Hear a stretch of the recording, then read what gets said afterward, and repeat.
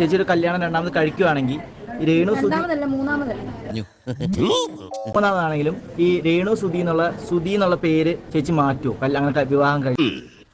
അങ്ങനെ ചിന്തിക്കാൻ പോലും പാടില്ല. സുധിച്ചേന്റെ ഭാര്യ ആയതുകൊണ്ടാണല്ലോ രേണു സുധി എന്നുള്ള പേര്. ഇന്നും ഞാൻ സുധിച്ചേന്റെ ഭാര്യയല്ലേ? അതെ. അത് പോട്ടടാ രാമു. അല്ല പിന്നെ ഈ ഇരിക്കുന്ന സമയത്തും ഞാൻ കൊല്ലം സുധി എന്ന് പറയുന്ന അതുല്യ കലാകാരൻ തന്നെയാണ് അദ്ദേഹം. അസാധ്യ ആർട്ടിസ്റ്റ് ആയിരുന്നു അദ്ദേഹം. ഇല്ലെന്നൊന്നും ആരും പറയുന്ന അസാധ്യ ആർട്ടിസ്റ്റ്.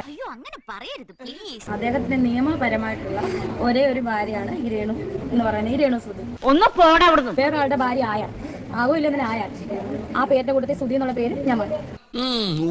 ട്രോളന്മാരോടെല്ലാം എന്റെ ഫോട്ടോ ഇട്ട് നെഗറ്റീവ് അടിക്കുന്നു. എനിക്ക് സന്തോഷമുള്ളൂ.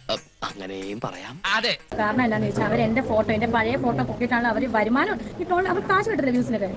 നമുക്ക് വട്ടാണെന്ന് തോന്നുന്നു. ദേഹോദരം ഏൽപ്പിക്കുന്നതിന് മുമ്പ് വലിയ അപ്പൊ അവർ എന്നെ കൊണ്ട് ജീവിക്കുന്നുണ്ടല്ലോ. അതുകൊണ്ട് എനിക്ക് അവരോടെല്ലാം ഒരുപാട് സന്തോഷം. കള്ളത്തരെ പറയൂ.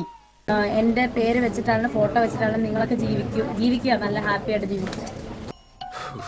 അല്ല പിന്നെ